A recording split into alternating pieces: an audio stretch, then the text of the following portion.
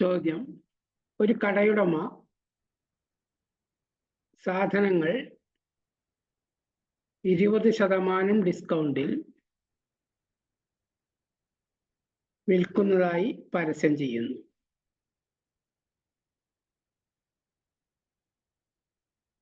എന്നിട്ട് അദ്ദേഹം ഓരോ സാധനത്തിനും 30%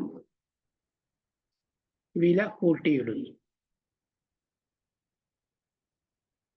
എങ്കിൽ അദ്ദേഹത്തിന്റെ ലാഭശതമാനം എത്ര?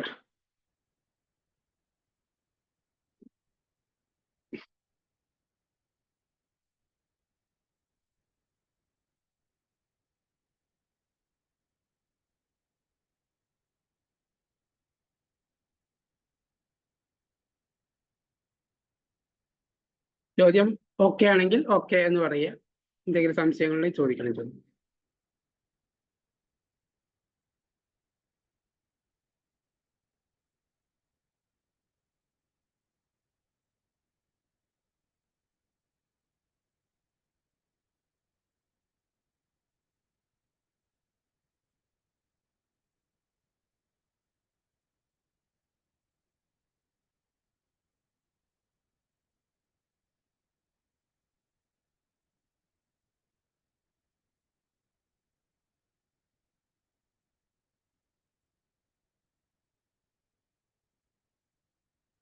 യെസ്, ഒന്നുകൂടി പറയാം. ഒരു കടയുടമ സാധനങ്ങൾ 20% ഡിസ്കൗണ്ടിൽ വിൽക്കുന്നതായി പരസ്യം ചെയ്യുന്നു. 20% ഡിസ്കൗണ്ടാണ് അദ്ദേഹം പറയുന്നത്. എന്നിട്ട് ഓരോ സാധനത്തിനും 30% വില കൂട്ടിയിടുന്നു. ഓരോന്നിന്റെ വില 30% കൂട്ടി, എന്നിട്ടാണ് 20% കുറയ്ക്കുന്നത്, ഡിസ്കൗണ്ട് കൊടുക്കുന്നത്. എങ്കിൽ അദ്ദേഹത്തിന്റെ ലാഭശതമാനം എത്ര?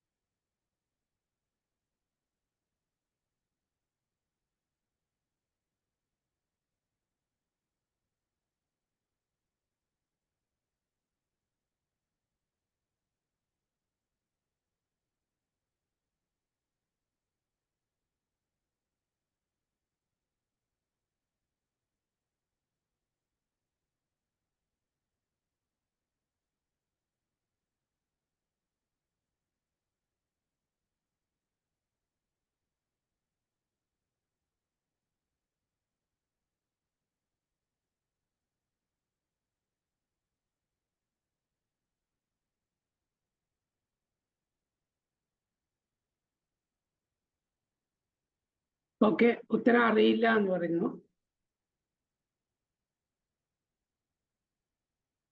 മറ്റൊരാൾ ചെയ്യുന്നുണ്ടാകും, അതുകൊണ്ടാണ് വെയിറ്റ് ചെയ്യുന്നത്.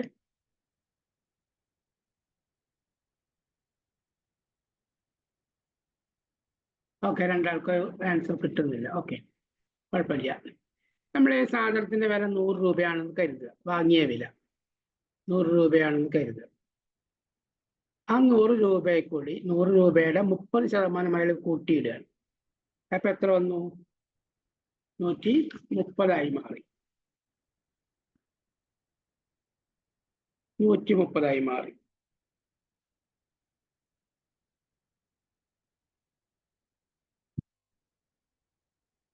ആ 130ന്റെ 20% കുറയ്ക്കുന്നു. നമുക്ക് രണ്ട് രീതിയിൽ ചെയ്യാം. ഒന്നുകിൽ 130 രൂപയുടെ 20% കണ്ടിട്ട് അത് 130 കുറയ്ക്കാം. അല്ലെങ്കിൽ 20% കുറയ്ക്കുക എന്ന് പറഞ്ഞാൽ ആകെ 100%ആണ്. 20% കുറച്ചാൽ 80% ബാക്കി ഉണ്ടാവും. 80% കൊണ്ട് ഗുണിച്ചാലും മതി. രണ്ട് രീതിയിലും ചെയ്യാം. നമുക്ക് 80%, അതാവും കുറച്ചും കൂടി എളുപ്പം. വെറുതെ ആദ്യം പിന്നെ ഗുണിച്ച് പിന്നെ കുറയ്ക്കേണ്ട ആവശ്യമൊന്നുമില്ല, നേരിട്ടാണ് ചെയ്യാം. 130 × 80/100.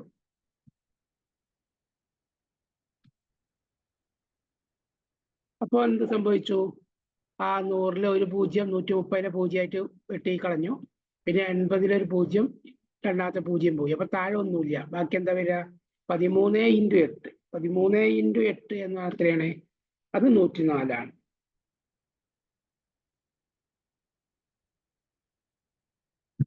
അത് 104. ഇവിടെ ശ്രദ്ധിക്കേണ്ട ഒരു കാര്യം, ഡിസ്കൗണ്ട് എപ്പോഴും കൊടുക്കുന്നത് പരസ്യ വിലയിലാണ്, അല്ലാതെ വാങ്ങിയ വിലയിലല്ല. കൂട്ടിയിട്ട വിലയിലാണ് ഡിസ്കൗണ്ട് കൊടുക്കുക, അല്ല വാങ്ങിയ വിലയിലല്ല.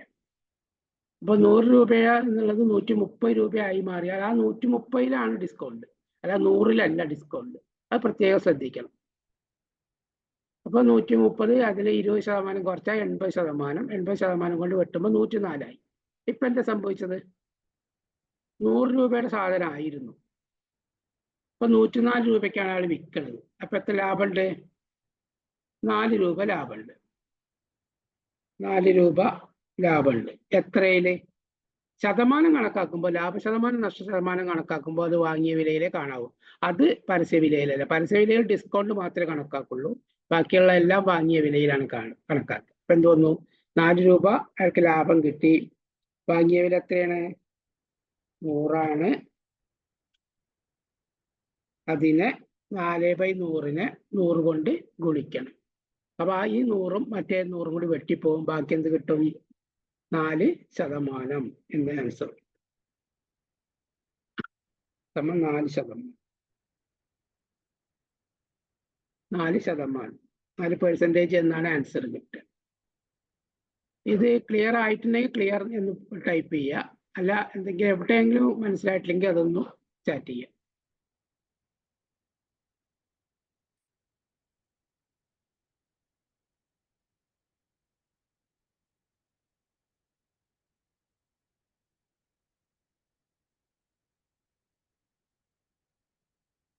ക്ലിയർ.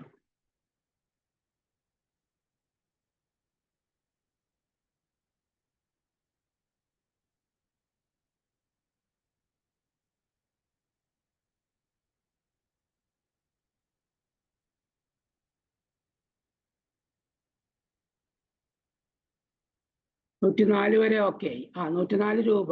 അപ്പോൾ നമ്മൾ മനസ്സിലാക്കേണ്ടത് 104 രൂപയ്ക്കാണ് അയാൾ വിൽക്കുന്നത്. വാങ്ങിയത് എത്രയാ? 100 രൂപയ്ക്കാണ്. അപ്പൊ അയാൾക്ക് എത്ര രൂപ ലാഭം കിട്ടുന്നത്? 4 രൂപയാണ് ലാഭം കിട്ടുന്നത്. ആ 4 രൂപ എന്ന് പറഞ്ഞാൽ എത്ര ശതമാനമാണ്? 4/100 × 100. ഏതാണ് 100? വാങ്ങിയ വില. 4/100 എന്നുള്ള 100 അത് പറഞ്ഞാൽ വാങ്ങിയ വിലയാണ്. × 100 എന്ന് പറയുന്നത് പെർസെൻറ്റേജ് ആക്കാനുള്ളതുമാണ്. അപ്പൊ 4/100 × 100 എന്ന് പറയുമ്പോൾ താഴെ മേലെയും വെട്ടിപ്പോകും. ബാക്കി 4%. ഓക്കെ. അപ്പൊ ഇതിൽ ശ്രദ്ധിക്കേണ്ട 2 കാര്യങ്ങൾ. ഒന്ന്, ഡിസ്കൗണ്ട് എവിടെയെങ്കിലും നോട്ട് ചെയ്ത് വെച്ചോളാം. ഡിസ്കൗണ്ട് എപ്പോഴും പരസ്യവിലയിലാണ്. ഡിസ്കൗണ്ട് ശതമാനം അങ്ങനത്തെ കാര്യങ്ങളൊക്കെ പരസ്യവിലയിലാണ് കണക്കാക്കുക. ബാക്കി ലാഭവും ലാഭശതമാനം അതുപോലുള്ള കാര്യങ്ങളൊക്കെ വാങ്ങിയ വിലയിലാണ് കണക്കാക്കുക. അത് നോട്ട് ചെയ്യാം. അത് മാറിപ്പോയാൽ കണക്ക് തെറ്റും.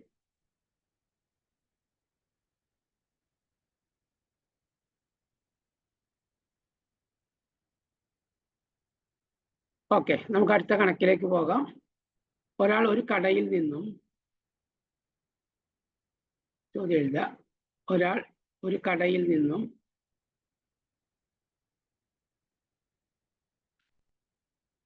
17 പേന വാങ്ങിയപ്പോൾ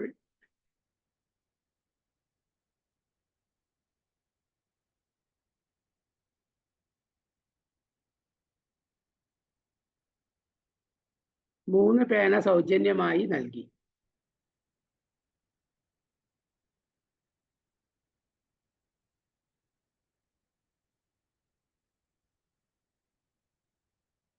എന്നാൽ ഡിസ്കൗണ്ട് എത്ര ശതമാനം?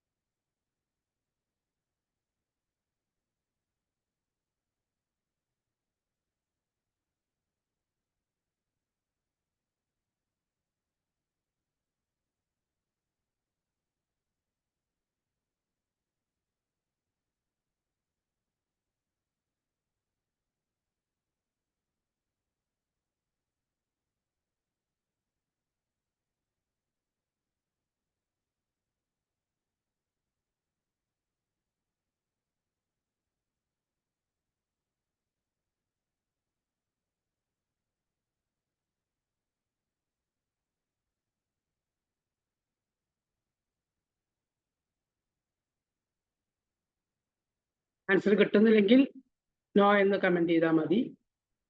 ഇപ്പൊ ഞാൻ ക്ലിയർ ആക്കി തരാം.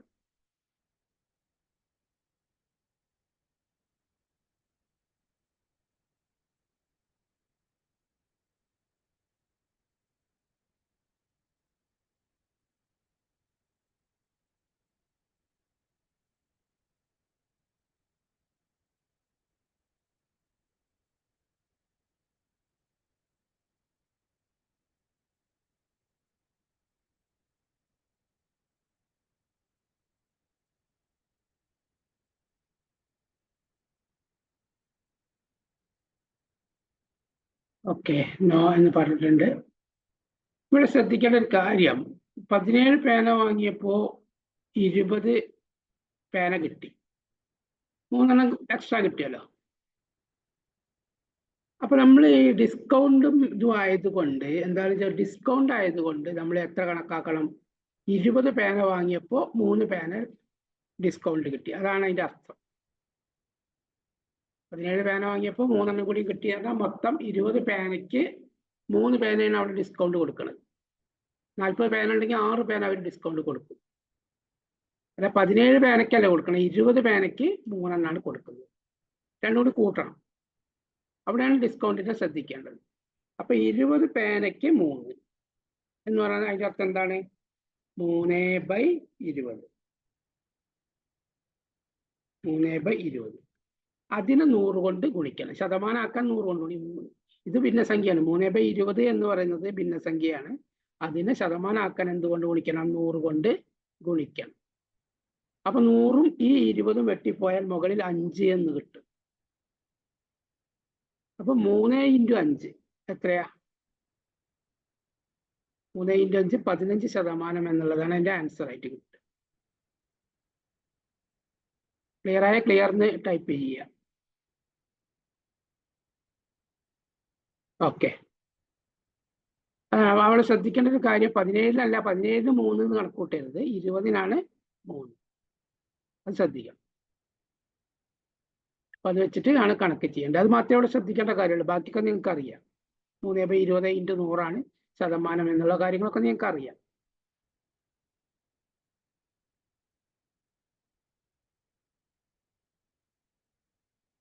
അടുത്തൊരു കണക്ക്, ഒരു കച്ചവടക്കാരൻ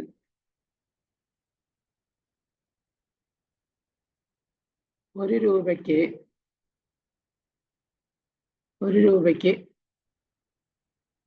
3 ചോക്ലേറ്റ് വാങ്ങി.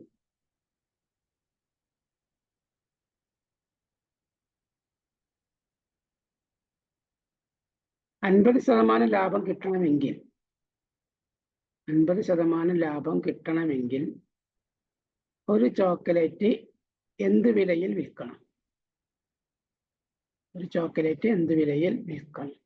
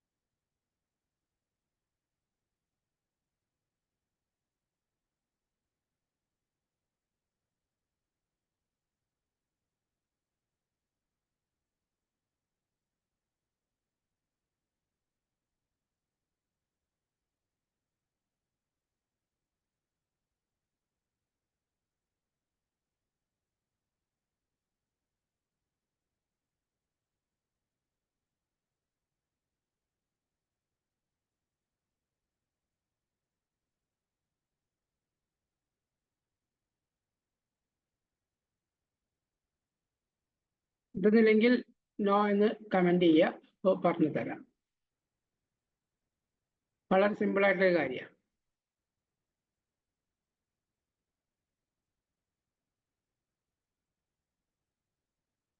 ഓക്കെ, എന്താ ഇതിലുള്ളൂ? 1 രൂപയ്ക്ക് 3 വാങ്ങി. 1 രൂപയ്ക്ക്, അതായത് വാങ്ങിയ വില 1 രൂപയാണ്. ഇനി 50% ലാഭവും കിട്ടണം. അപ്പൊ എത്ര പൈസക്ക് വിൽക്കണം ഉള്ളത്? എത്ര പൈസക്ക് വിൽക്കണം? 1 രൂപ എന്ന് പറഞ്ഞാൽ 100 രൂപ, അല്ല 100 പൈസ. ഇനി 100 പൈസക്ക് 50%, 100 പൈസയുടെ 50% എന്ന് പറയുമ്പോൾ 1.5 രൂപ അല്ലെങ്കിൽ 150 പൈസ. എങ്ങനെയും കുഴപ്പമില്ല, 150 പൈസക്ക് വിൽക്കണം. അത് 1.5 രൂപയ്ക്ക് വിൽക്കണം. ഈ 1.5 രൂപയ്ക്ക് എത്ര മിഠായി, എത്ര ചോക്ലേറ്റ് വിൽക്കണം? 3 വിൽക്കണം. അപ്പോൾ ഒന്നിന് എത്ര രൂപയാവും? എത്ര രൂപയ്ക്ക് വിറ്റാലാണ്? 3 വിൽക്കണം. 150 പൈസക്ക് അല്ലെങ്കിൽ 1.5 രൂപയ്ക്ക് 3 വേണം വിൽക്കണ്ട. അപ്പൊ ഒന്നിന് എത്ര രൂപയാവും? ഒന്നിന് 50 പൈസ തന്നെയാണ് ആൻസർ. ഇത് വളരെ സിമ്പിൾ ആയിട്ടുള്ള കാര്യമാണ്.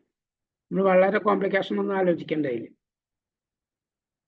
വാങ്ങിയ വില 1 രൂപയാണ്. 50% ലാഭം കൂടി കിട്ടണമെങ്കിൽ അത് 1.5 രൂപയ്ക്ക് വിൽക്കണം.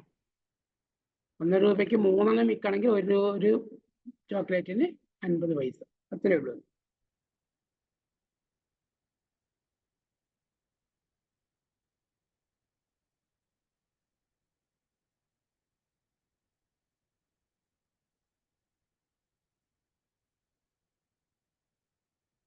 ഒരു ചോദ്യം എഴുതിക്കോളൂ. ഒരാൾ ഒരു സാധനം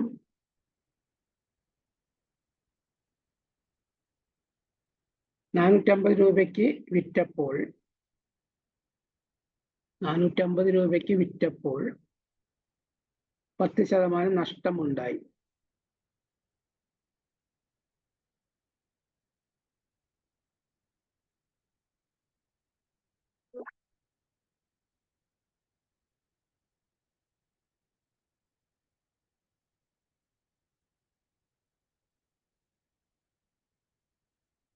%10 ലാഭം കിട്ടണമെങ്കിൽ എത്ര രൂപയ്ക്ക് അത് വിൽക്കണം?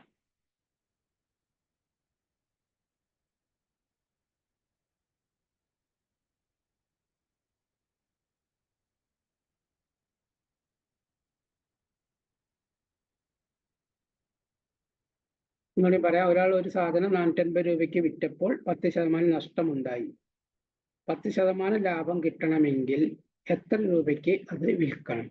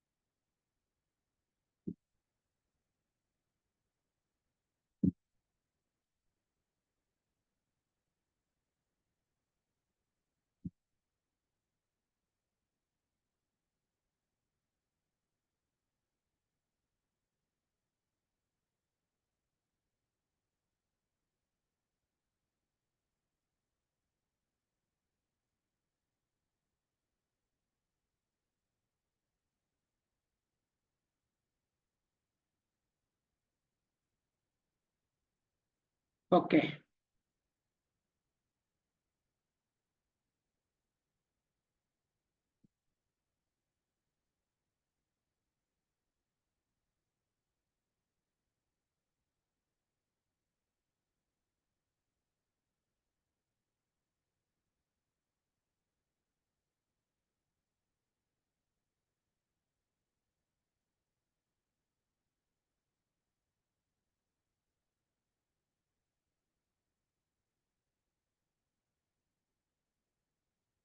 ഓക്കെ, രണ്ടാൾക്കത് ഈസിയാണ്. വളരെ സിമ്പിൾ ആയിട്ടുള്ള കാര്യങ്ങളേ ഉള്ളൂ.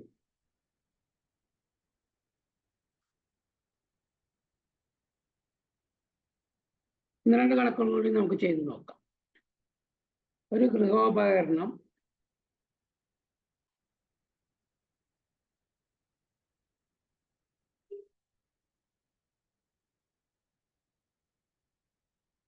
₹1230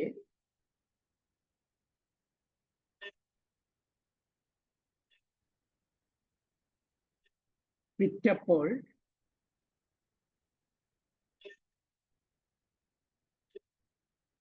18% നഷ്ടമുണ്ടായിരുന്നു.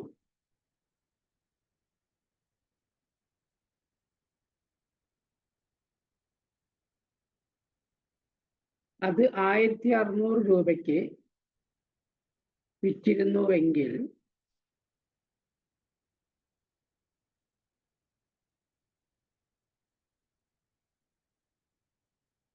എത്ര ശതമാനമാണ് ലാഭം അല്ലെങ്കിൽ നഷ്ടം? ലാഭം അല്ലെങ്കിൽ നഷ്ടം.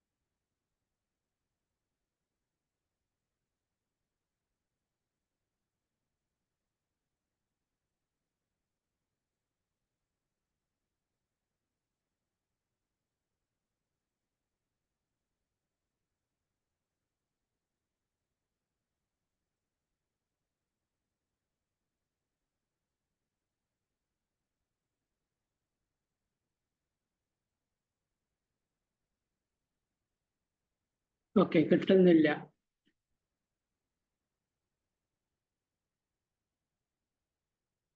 എന്താണ് ഇതിലെ പ്രശ്നം? അതായത് ഇതിലെ വാങ്ങിയ വില അല്ലെങ്കിൽ യഥാർത്ഥ വില കാണണം. അതാണ് ആദ്യത്തെ പണി. എത്ര രൂപയ്ക്കാണ് വിറ്റത്? 1230 രൂപയ്ക്കാണ് വിറ്റത്.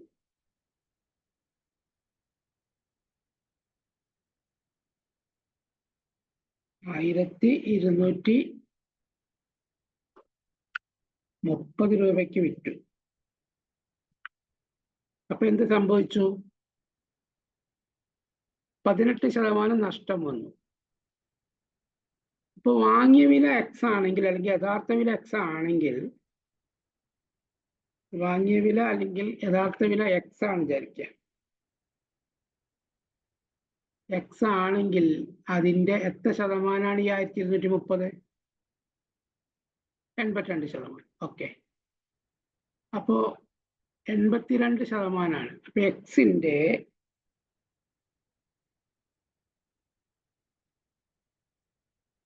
എക്സിന്റെ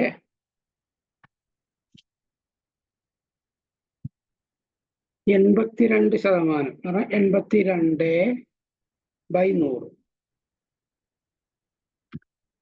എക്സിന്റെ 82/100 അല്ലെങ്കിൽ എക്സ് ഇൻറ്റു 82/100 ഈ 1230. അപ്പൊ നമുക്ക് എക്സ് എന്താണ് കിട്ടുക? നമുക്കറിയാം, തല തിരിഞ്ഞിട്ട് തിരിച്ചു ഗുണിക്കുകയാണ് വേണ്ടത്. നമുക്കറിയാം. അപ്പൊ എന്ത് കിട്ടി? എക്സ് സമം 1230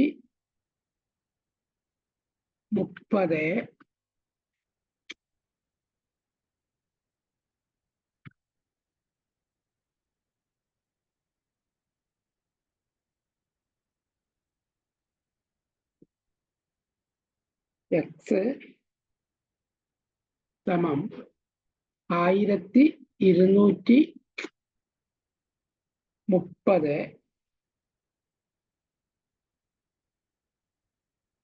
1230 ഇൻറ്റു 100/82.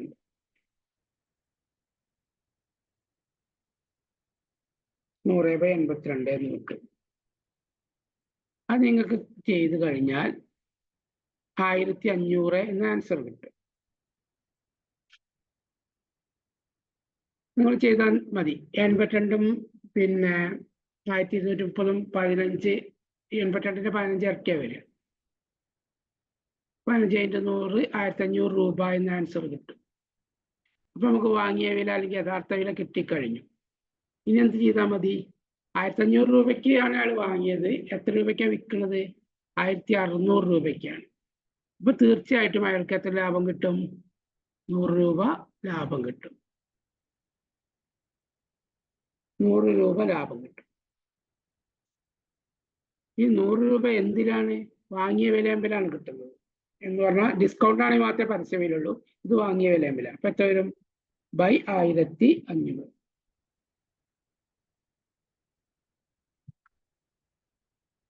ഇൻറ്റു 100 എന്ന് വരും.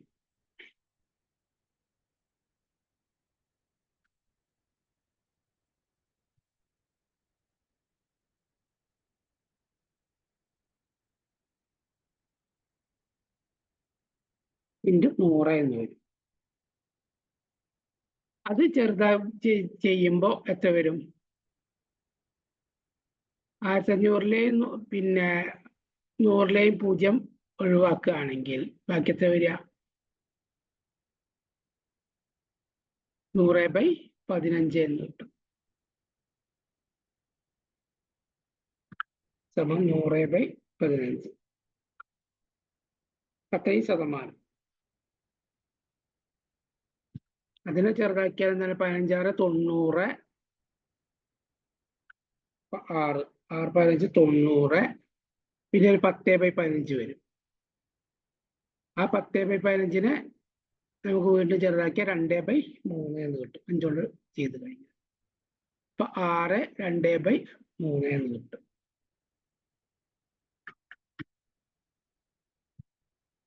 ആറ് 2/3. 3% എന്നാണ് ആൻസർ കിട്ടുക.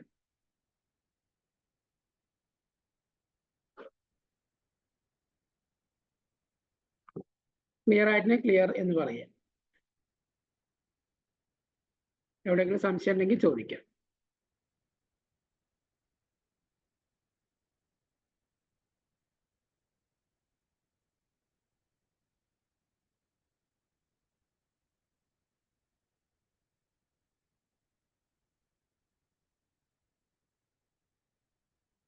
ഓക്കെ, അപ്പൊ ഇതിൽ ഇത്രയേ ഉള്ളൂ. നമ്മൾ എങ്ങനെ വരുമ്പോൾ വാങ്ങിയ വില അല്ലെങ്കിൽ യഥാർത്ഥ വില ആദ്യം കാണണം. യഥാർത്ഥ വില എന്ന് പറഞ്ഞാൽ കമ്പനിയിലൊക്കെയാണ് കോസ്റ്റ് എന്ന് പറയുന്നത്. യഥാർത്ഥ വില ചിലവ്, പിന്നെ അത് ഉണ്ടാക്കാൻ ചിലവായത്. ഇത് കച്ചവടക്കാരനാണ് വാങ്ങിയ വില. അതിൽ നിന്ന് അതാണ് നമ്മൾ ആദ്യം കാണേണ്ടത്. അതിനെ ബേസ് ചെയ്തിട്ട് ലാഭം നഷ്ടം ശതമാനം, ലാഭ ശതമാനം, നഷ്ട ശതമാനം എല്ലാം കാണുന്നു. ഡിസ്കൗണ്ടും ശതമാനം മാത്രമേ പരസ്യ വിലയിൽ കാണുന്നു. അപ്പൊ അതാണ് അതിന്റെ കണക്ക് വരുന്നത്. അപ്പൊ നിങ്ങൾക്ക് ഏകദേശം ഒരു ധാരണ കിട്ടിയിട്ടുണ്ടാവും. ഇനി ഒരു കണക്ക് കൂടി നമുക്ക് ചെയ്യാം.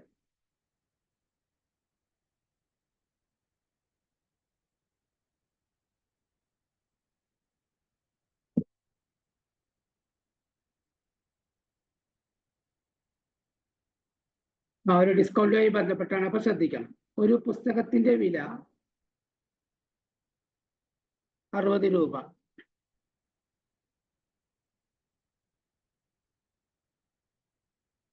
കടക്കാരൻ അത് 48 രൂപയ്ക്ക് തരുന്നു.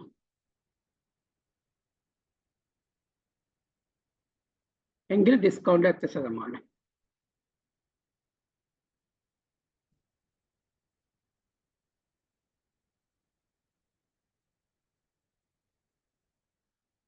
ഡിസ്കൗണ്ട് എത്ര ശതമാനം?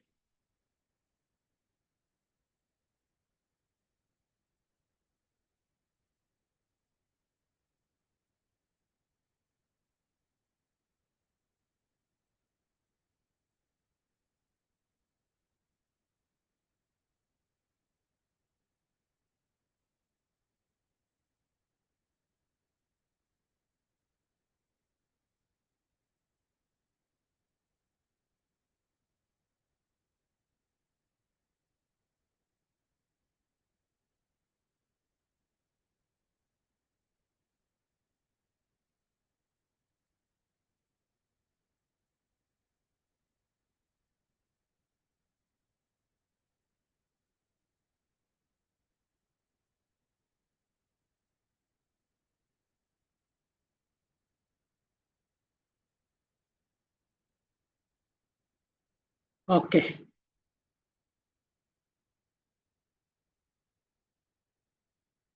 ഓക്കെ, അത് നിങ്ങൾക്ക് അറിയാം.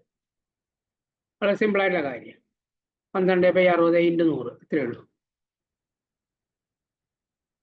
ഇനി നമുക്ക് ഒരു കണക്ക് കൂടി ചെയ്യാം. 11 ഓറഞ്ച് 10 രൂപ നിരക്കിൽ വാങ്ങി.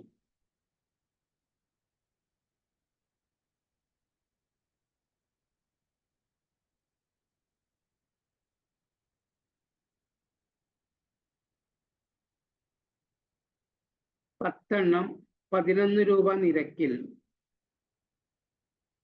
11 രൂപ നിരക്കിൽ വിറ്റാൽ ലാഭ ശതമാനം എത്ര?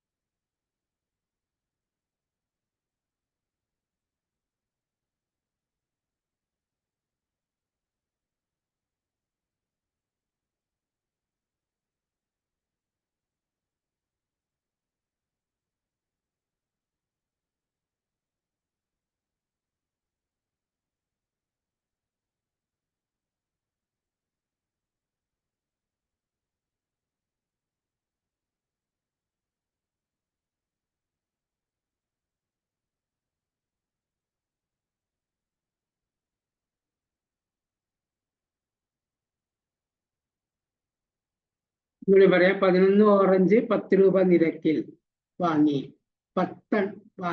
10 എണ്ണം 11 രൂപ നിരക്കിൽ വിറ്റാൽ ലാഭശതമാനം എത്ര?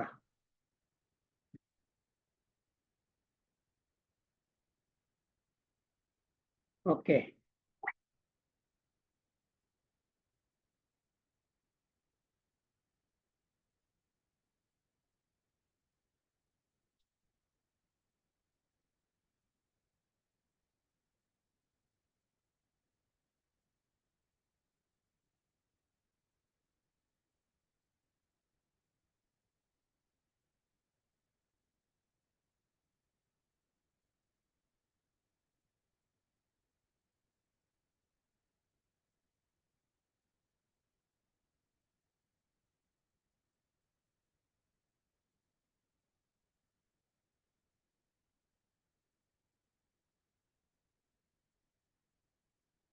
ഓക്കെ, നിങ്ങൾക്ക് അറിയാം, വളരെ സിമ്പിൾ ആയിട്ടുള്ള കാര്യമാണ്.